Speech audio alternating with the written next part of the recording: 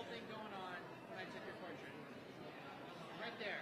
It's like you're a work of art.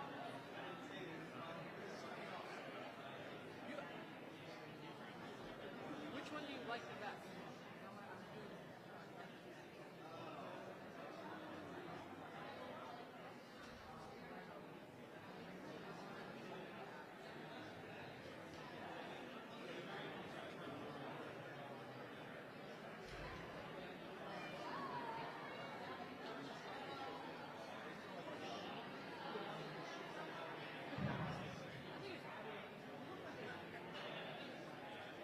Oh my god! It does very much.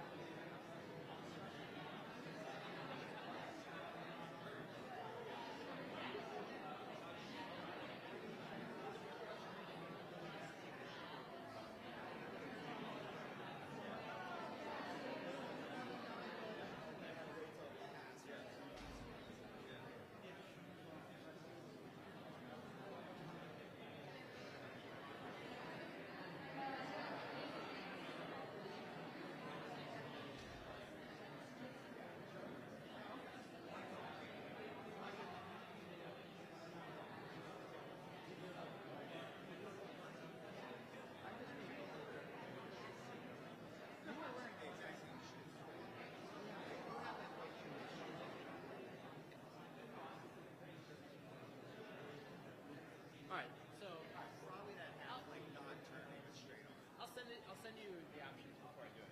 You sent it to me. Send me more. I'm gonna print them out in the dark room. Oh. I sent them to you, and I was like, wait, I want to make prints.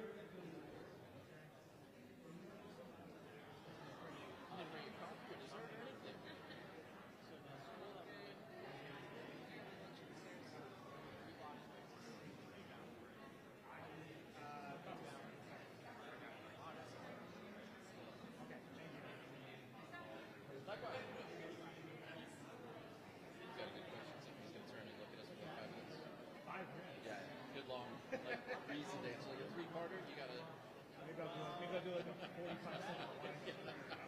I clear my throat. But no one does that on TV. That's right.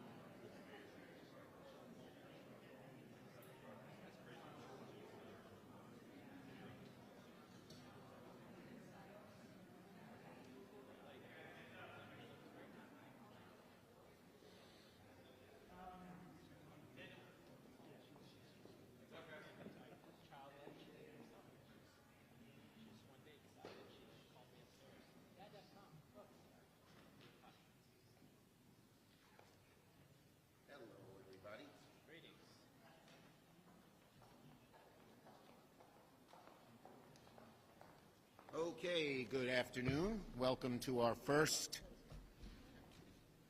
little meeting on Tuesdays in the new session. And I want to thank you all for joining me. And we have a new leadership team, Senators Durbin, Stabenow, and Klobuchar. Senator Murray, as you know, is now not in the leadership because she's the Senate Pro Tem, although she comes to our meetings and we take her input because she's so great. Okay, and I'm going to have to be quick today because we're headed to the White House this afternoon, as you know. But before I go, I wanted to tell you about the productive lunch we had and what we've laid out for the few weeks ahead. First, we want to continue our successes in the last Congress and continue delivering for the American people. This was the most successful 2 years in decades. Many people compare it to the Great Society favorably or equally, some even New Deal because of what we did on climate. So we want to continue doing that, and we want to continue working in a bipartisan way wherever we can. But unfortunately right now, House Republicans, at least where they seem to be headed, have different ideas. On the very first day of votes, they made their first order of business to make it easier for the ultra-rich tax cheats to escape accountability, at the same time blowing a $100 billion hole in the deficit. They say they care about the deficit, but they seem to care more about making sure that those very, very wealthy people who use lawyers and accountants to go through all kinds of loopholes and pay a lower percentage than the average American, that seems to be what they care about, because they actually created a hole in the deficit by preventing us from collecting money from those people. And that's what CBO said, not us. And speaking of the deficit, we're now witnessing the House GOP recklessly flirt with default. Listen, it's clear. Default would be a catastrophe for American working families. It's not an abstract issue. It's going to affect every American family severely and adversely.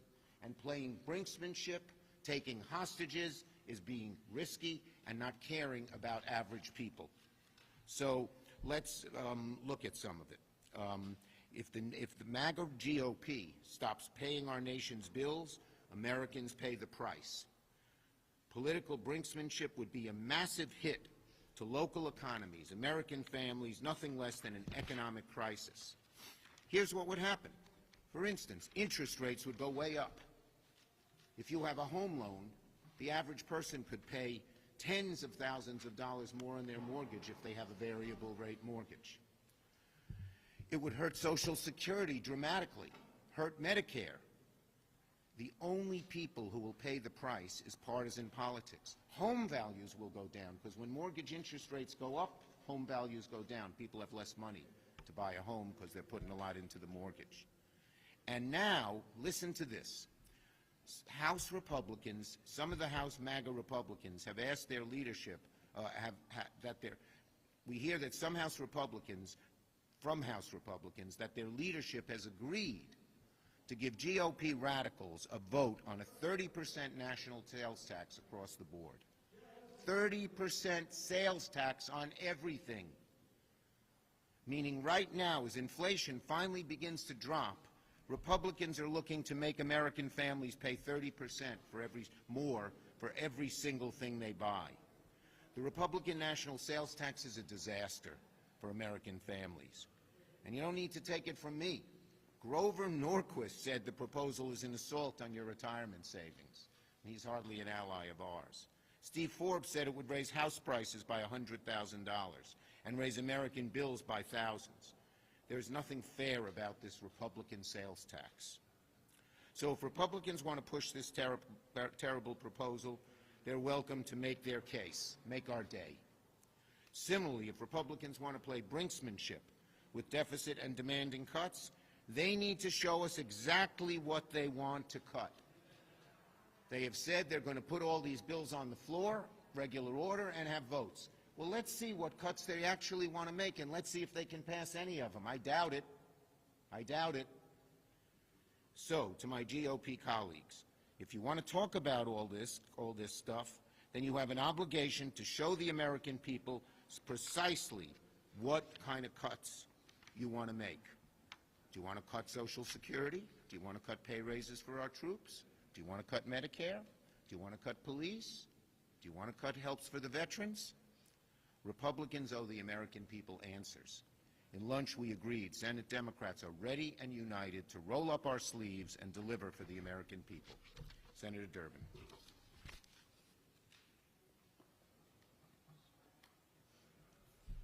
Thanks, Chuck.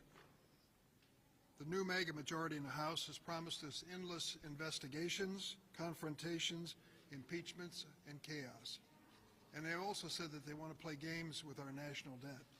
Instead of paying our bills, which is our moral and legal obligation, they have decided to make a game of this.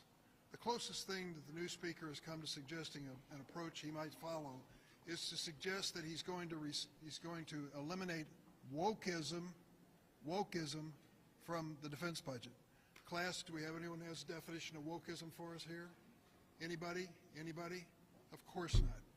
This is MAGA gibberish, which might make sense to those who are catatonic watching Fox TV, but it doesn't make sense to the American people, and it certainly doesn't address the responsibility which Congress has to pay our debts and get it done quickly. We are already suffering because of this suggested problem of passing the debt ceiling. Isn't it interesting? We did it 3 times during the Trump administration with bipartisan roll calls, and now, under the leadership of the current Speaker of the House, there's a question mark as to whether it will be done. While at the same time, Donald Trump was creating more than 25% of our national debt in 4 years. 230 years of American history, the national debt, Trump added 25% to it in 4 years. So let's not pose for holy pictures when it comes to budget balancing. Let's do our constitutional responsibility and pass the debt ceiling. Senator Stabenow. Well, good afternoon. It's great to be back with all of you. You know, Senate Republicans have a real choice to make now this year. They can work with us on behalf of the American people, or they can side with the House MAGA Republicans and create chaos while working to benefit the wealthy and the well-connected. We know which choice is better for the American people. But, as Senator Schumer said, the first order of business by House Republicans was voting to protect wealthy tax cheats. Now think about that. People in my state, you know, they're willing to contribute to the strength of America, but they think everybody ought to do that. Everybody ought to pay their fair share. And in fact, on top of everything else they're talking about, it was a move that ballooned the deficit by $140 billion. Of course, ballooning the deficit is a Republican specialty. Almost 30% of the national debt, the national public debt that we have today, was done during 4 years of Donald Trump. And they were willing to raise the debt ceiling, not once, not twice, 3 times during the Trump years, to make sure that they were paying for huge tax cuts to the wealthy and the well-connected. Now, fast forward to the Biden administration. The deficit has fallen by $1.4 trillion under President Biden, and we have the strongest job growth in a generation. There's a huge difference. So, by working with us, Senate Republicans have an opportunity to make life better for the American people. We can pass a bipartisan farm bill that will support our farmers and our families. We can responsibly make sure our country pays its bills. We can continue to create good-paying jobs, strengthening our national security, support veterans, ensure that seniors can retire with dignity. Meanwhile, House MAGA Republicans are creating chaos, playing chicken with America's checkbook, while proposing an agenda that will hurt American families and businesses from coast to coast.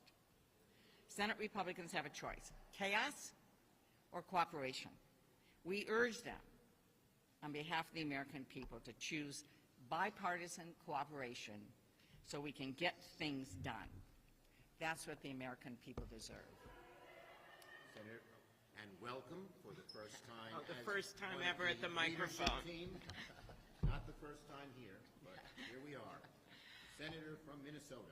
Thank you, Chuck, and thanks for your leadership. So I spent the last few weeks at home in Minnesota, where despite the Vikings' loss, to the Giants, who later went on to not do well. Okay, it was a great game. It was a great game. All right, so I spent the last few weeks at home in the middle of a lot of snow and ice, but I visited 23 counties for 2023. And I was on the Canadian border, I was down in Rochester, and I can tell you, based on that, red counties, blue counties, talking to people in long-term care, what they want is to make sure that they can move forward. And they need workforce, they need child care, they need to make things more affordable. What they don't need is chaos. Over and over again, they said that to me. Think about the American people. We've been in hundreds of millions of silos because of the pandemic. We're now coming together. We're gathering together, moving businesses forward. The last thing they want to do is go backwards. They don't want to go backwards to January 6th and what happened right in this building, and they don't want to go backwards to what they just saw in the House of Representatives for that 3 days of hell. They want to move forward, and that means the international no sign over chaos. It means making things more affordable. It means being common sense. It means working across the aisle, which this Senate has shown it could do time and time again, with the bill that Senator Schumer led on semiconductor chips, with the work that we did together when it came to the infrastructure bill, with the work the Democrats did on allowing for prescription drug negotiation, as well as investing for the first time ever in a big way when it comes to climate change. People want to move forward. They don't want to see the chaos. It's as simple as that.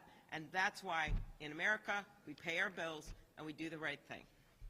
And just to underscore Amy's point, you look at the other side, it's total chaos. On our side, there's unity. I'll be going to the White House with our leadership team and with Leader Jeffries to continue to speak in one unified voice. Yes.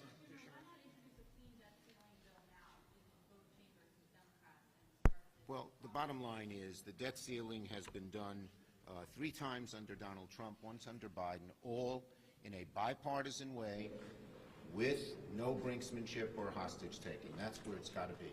Yes. Yes.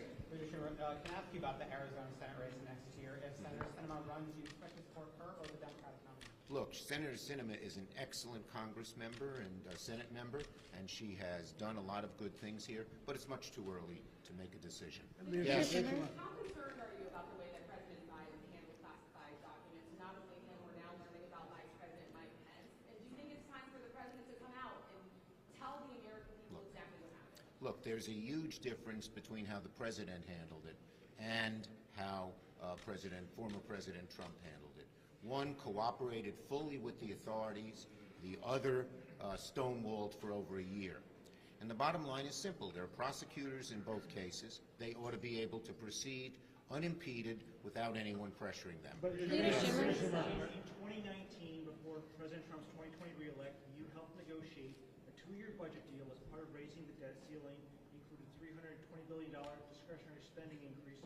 Would you be open to negotiating with Republicans again in the same I'm not going to negotiate in public. Obviously, again, we want to make sure that we negotiate a budget that's good for the average working family. We did that in the omnibus bill. We were very pleased with the outcome there, and hopefully it can be done again without brinksmanship. But I'm not going to get into specifics. Last one, Manu. Given that we have learned about Mike Pence having these documents, is it not incumbent on the Senate to investigate, to have some sort of oversight to ensure that the nation's secrets aren't being leaked out everywhere in people's Well, private homes? Senator Peters is looking at bipartisan legislation in terms of classified documents. I support his efforts. In the meantime, on the specific cases, the appropriate thing to do is have special prosecutor, and that's what's happening. Thank you. Classified documents?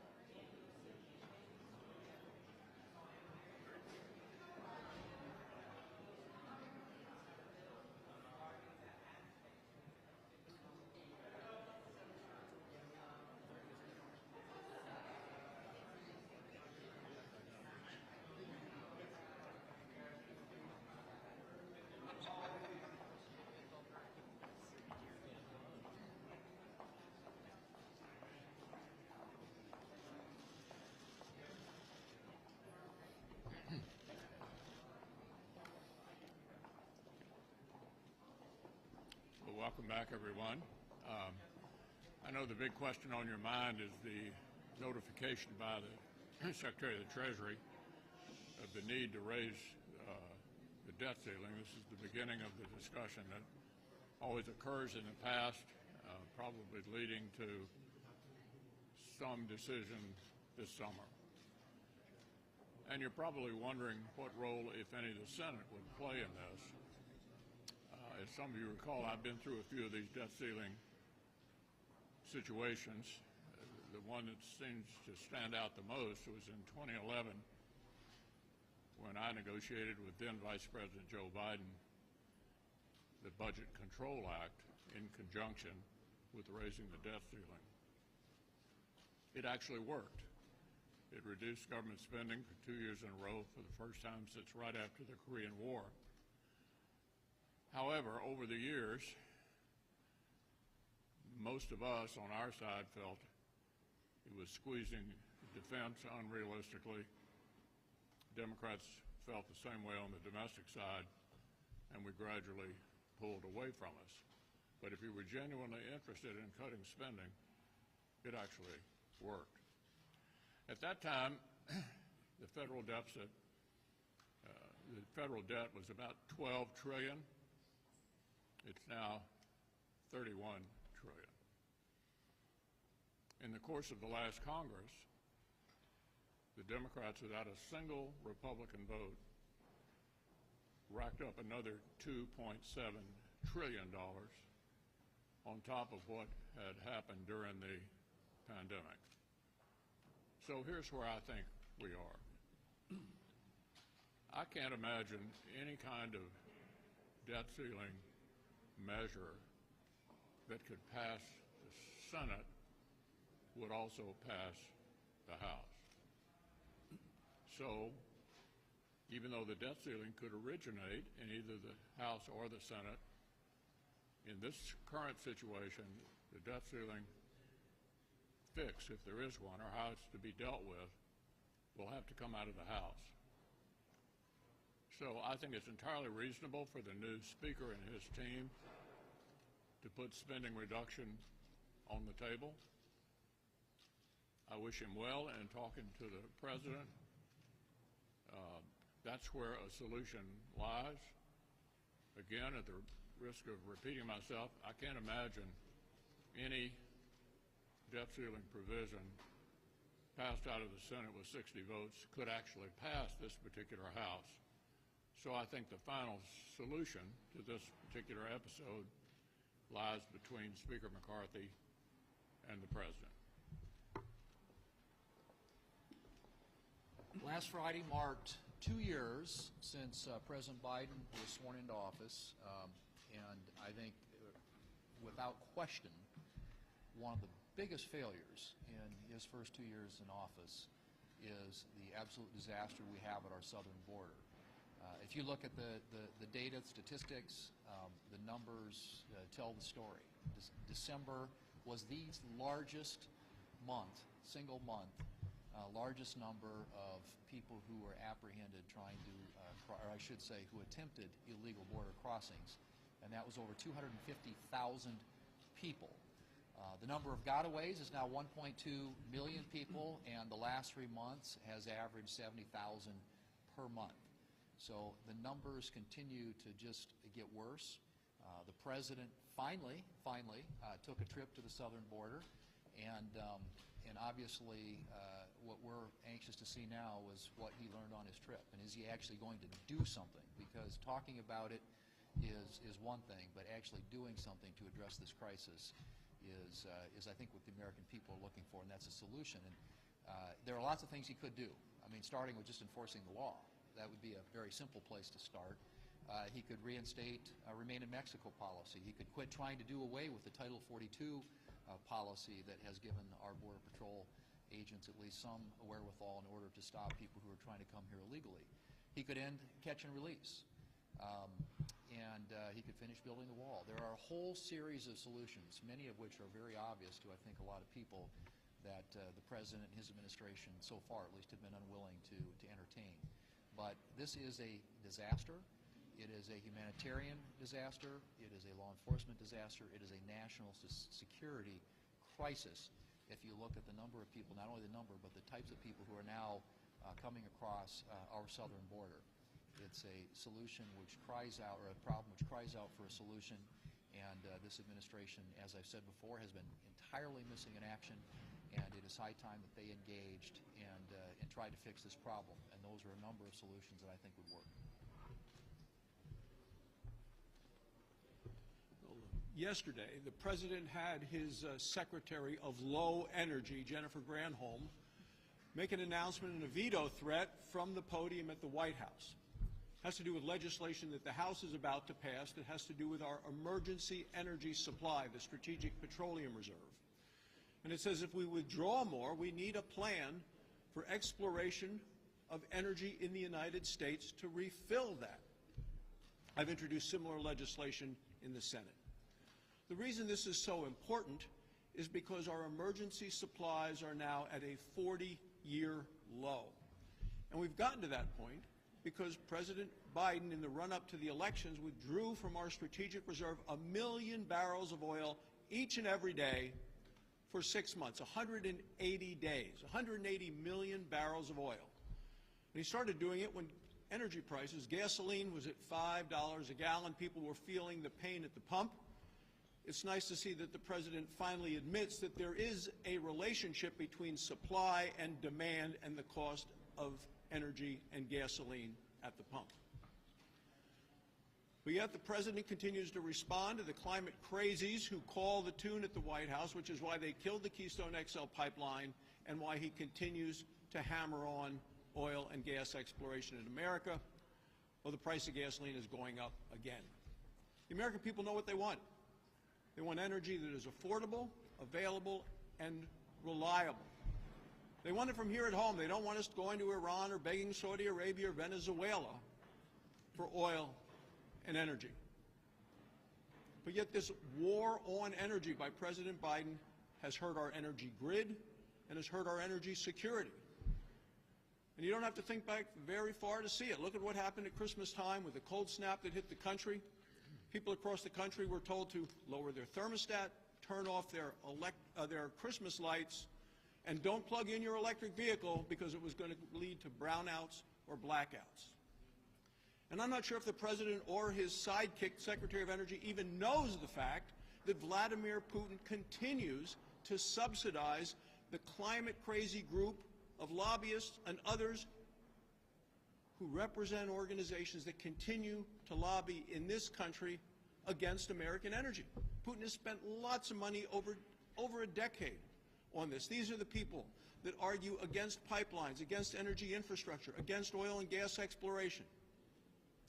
In the meantime, my home state of Wyoming, energy breadbasket of America, is told we have to keep our affordable, available, and reliable energy in the ground. What's the President say he wants to do? Well, you heard the administration talking about banning gas stoves, and the President made a promise to the United Nations to send $11 billion each and every year to the UN for climate reparations. I am going to do absolutely everything I can as the ranking member of the Energy Committee in the Senate to make sure that the United States never, ever delivers on Joe Biden's promises. Well, it is great to be here in our new Congress, and we do have a couple new leaders with us as we are coming forward today. I want to welcome my friend Shelley Moore Capito as our vice chair, and we have Senator Steve Daines as well joining us as the chair of the NRSC. So exciting times, a lot of changes coming forward. But folks, the last 3 weeks, I've had some great quality time in the state of Iowa, and I have continued on visiting my counties. I was able to visit 33 different counties doing roundtables with farmers and those engaged in agriculture as we prepare for the upcoming 2023 Farm Bill reauthorization. I was able to meet with school groups, and I did a number of open public town halls, hearing from Iowans about all different topics. And what I find that is consistent with all of those meetings, all of those discussions, Iowans are really concerned about what's going on with this administration. The things that I heard about, number one, economy and inflation, and how it's hurting our farmers, our families, and our small businesses. I heard from students about their concerns with public education. Heard from those farmers as we did those roundtables about excessive government regulation, things like the new Biden-era Waters of the U.S. rule. So Iowans are feeling the pressure from this administration. They're very concerned about the direction that this administration is going. My commitment to those Iowans, I will continue to work hard for them and represent their voice here in Washington, D.C. as I make my way literally river to river in Iowa, or as we call it in Iowa, coast to coast, the Mississippi to the Missouri. So anyway, folks, it's good to be back in session, but we need to encourage the Democrats, get your act together, let's do right for the American people. It's nice to be here as part of the leadership team, and I'm happy to be with all of you. I'm going to piggyback on what our leader, our whip said, Senator Thune, on illegal immigration. We saw the number, over 250,000 came through or were apprehended in the month of December, the most ever. But you know, there's a whole other aspect of this, not just the human aspect, the human trafficking and the getaways. There's the drug, deadly drug of fentanyl, which is streaming across our southern border in record amounts. It's not just coming through Texas, it's coming through Arizona and California in larger amounts than we've ever seen. It is the #1 killer for our people in America from the ages of 18 to 45. I know personally, in my state of West Virginia and in my small town, I know some of the folks who've lost their lives, who've lost their sons and daughters, who've lost their classmates, who've lost their very good friends from many, many years. And it's a human tragedy that because the administration has had 2 years to tighten the border, to put more controls, to find out who's coming, how they're coming, and where they're coming from, because we've had to divert resources over to have all of these folks interdicted as they're coming across our border because there's been no deterrence. All of these drugs are coming through and killing our fellow citizens. We are in the cartels in Mexico are being heavily enriched by this, the tune of billions of dollars, but it's not just Mexican cartels. It's Chinese cartels, it's worldwide crime units that are enriching themselves on the backs of our folks here in this country who are subjected to the flow of fentanyl. So we've got to, I just had a meeting with the DEA director. She is very concerned about this. She's trying to find different solutions to this. But if we see what's going on the border in terms of trying to disrupt the human flow, it is having a negative impact on our ability to interdict the flow of deadly fentanyl into this country. Well, I'm glad to join the leadership team and join you all today for the stakeout.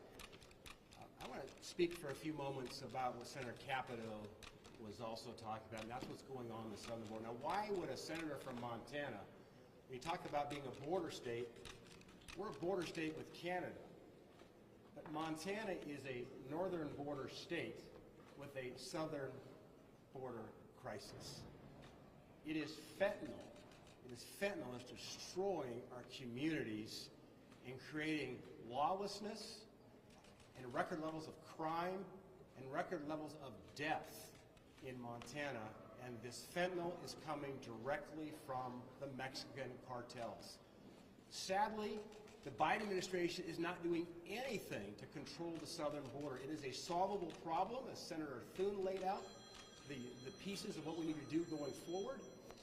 But the reality is, we look in Montana, our fentanyl deaths last year were up 1,100% versus 2017. It's the leading cause of death for young people in our country. You look at seizures of fentanyl by our law enforcement in Montana. More fentanyl was seized by law enforcement in Montana in the first 3 quarters of 2022. We're still waiting for the fourth quarter report, than the prior 4 years combined. And lastly, when you take a look at who we saw come across the southern border that we know of in December at our all-time record level, up 40% year over year, there were 17 names that popped on the terror watch list. So the southern border is a humanitarian crisis. It's also a crime crisis, and it's a deadly crisis affecting states like Montana. Leader McConnell. What is your level of concern about classified records showing Joe Biden's home? And now we're learning about what happened to Mike Pence. And what specifically should Congress do to prevent this from happening again? Well, with regard to how the Justice Department handles it, I think they ought to treat everybody the same who has misplaced classified documents. And it seems so far as if the Attorney General is making an effort to do that. And beyond treating everybody the same, I don't really have any additional advice. Leader McConnell, I'm wondering, so do you think that this sort of hardline negotiation tactic that House Republicans are using with regards to the debt limit is necessary in order to get the debt under control? Do I think what? Do you think the sort of hardline negotiation tactic that some House Republicans are trying to use to force negotiation by holding the debt limit in question, do you think that's needed in order to make Well, as I lower the said debt? earlier, I think if this isn't a good time to talk about the debt, I don't know when that is. And the debt ceiling does provide an opportunity to enter into a discussion about what Admiral Mullen said years ago when asked what was our biggest national security threat. He said it was the debt, and it's only gotten worse. Now, during the pandemic, there was broad agreement on a bipartisan basis that we had to do what we did. As the pandemic ended and we began to go back to normal, not a single Republican supported either of the two reconciliation proposals last year that added about $2.7 trillion to the spending spree. This is a good time to talk about it, to try to get an outcome. But the second part of what I said was, I can't imagine any debt ceiling agreement that would get 60 votes in the Senate that would have any chance of passing the House. So the solution to this problem needs to be negotiated between the Speaker and the President. Do you think President Biden's possession of classified documents at his home in Washington office could rise to the level of an impeachable offense? I don't have an answer to that hypothetical. I do think the Justice Department seems to be willing to treat everybody the same and to try to retrieve the documents. And obviously, it's not a great idea to take classified documents away from the archives, and we'll see how they continue to handle it. Yeah. So some of the documents found at President Biden's home date back to his time in the Senate. You've obviously been around the Senate for a good amount of time. So has the process for handling classified documents as a senator changed over time in your view? I never knew it was possible to take classified documents out of the SCIF. So most of us don't think there's any way of getting it out of the SCIF, much less bringing it to your office or taking it home. Do you want Senator Sinema to run for re-election as an independent? Look, Senator Sinema has been an important part of the United States Senate. The most important thing she did was to save the institution itself by protecting the filibuster. She's also been a significant part of the bipartisan agreements that have been reached in the Senate. As to whether or not she chooses to run again, it's really her decision. And I think it is a big dilemma for the Senate Democratic majority to decide whether to support her or to support somebody running on the Democratic ticket. And I'm pretty sure you were asking a bunch of questions along those lines right before we came out here. I look forward to reading what answers, if any, you got. Senator McConnell,